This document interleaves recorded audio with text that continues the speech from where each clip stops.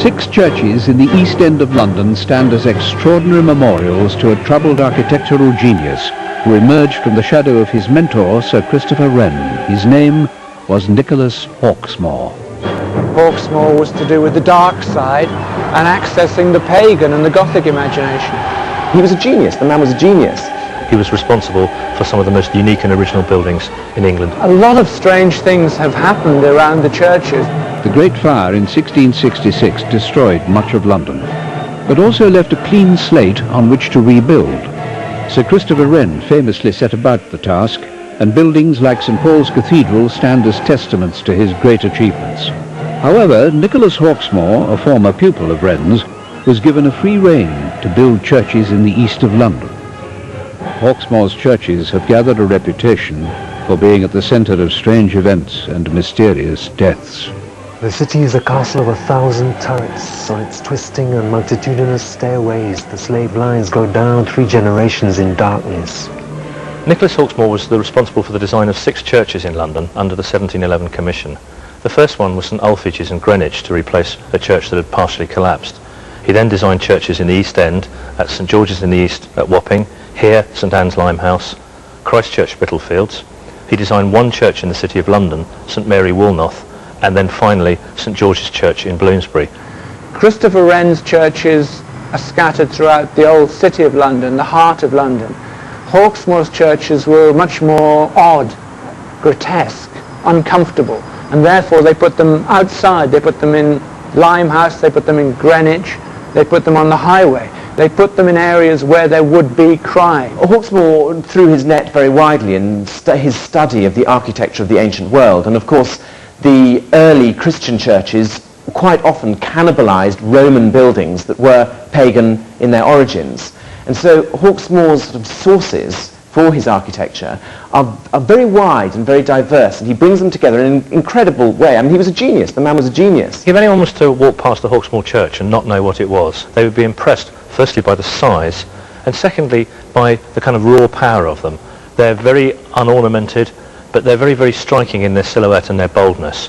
And I don't think anyone would ever have seen a building quite like a Hawksmoor Church. They're supposed to look like ancient pagan temples that have kind of been adapted to become Christian churches. Temples of a religion for which there is no religion.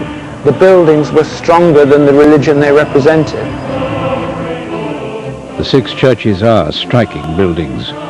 Their unique presence encouraged the author Ian Sinclair to put together the pieces of a supernatural puzzle over 25 years ago in his book Blood Heat. Sinclair decided that the churches have mysterious events associated with them, and they are arranged in a pattern that has influenced their surroundings in a sinister manner, what he calls psychogeography.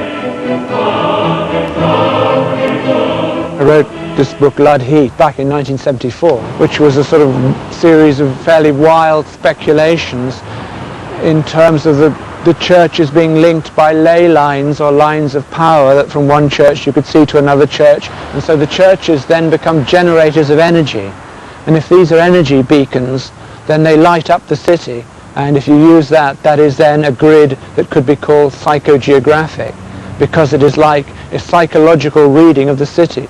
They are powerful places, they're powerful buildings. The reason why so much energy went into creating them, looking at thinking how they should be built, is precisely to have that effect. These are the acupuncture points.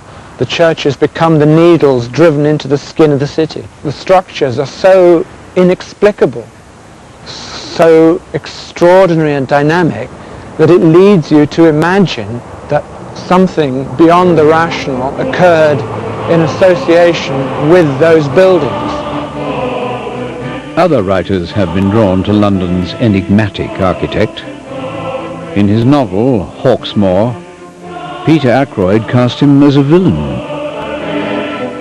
Peter Ackroyd, when he wrote his novel Hawksmoor, took the whole thing one stage further and suggested that Hawksmoor was actually a believer in a pagan religion which involved sacrificing a child and burying one in the foundation of each of the churches. What you've really got to remember about these churches, the most important thing perhaps, is the age in which they were built. This was an age that had seen some absolutely massive cataclysms hit London. First of all, you'd had the Civil War, you'd had the execution of one king, you'd had huge religious change and upheaval, terrible plague, you'd then had the city burning down, there were hurricanes, the river froze over, there was a total eclipse, darkness. And so the background behind these churches is a period of fear, of superstition, of nervousness about what the world held in store.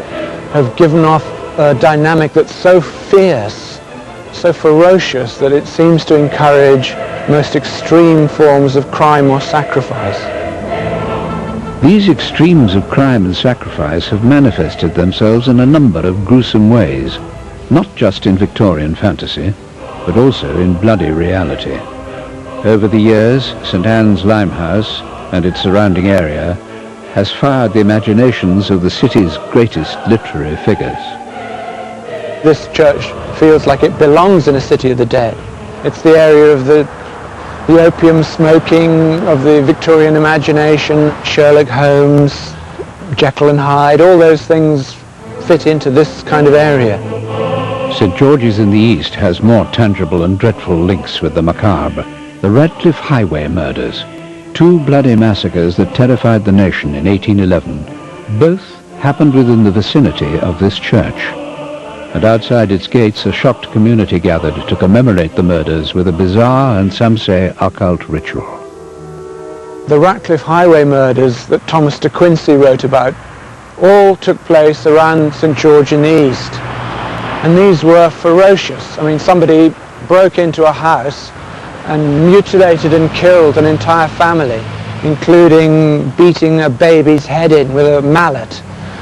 The whole area around that church got into a state of mass panic or hysteria about these crimes. The murders shocked the community because they had never seen anything like that. It was something new. Mass murder, in a sense, multiple or serial murders were virtually unheard of. 12 days later, another horrific experience took place, this time in the King's Arms in New Gravel Lane. A couple, Mr. and Mrs. Williamson, had been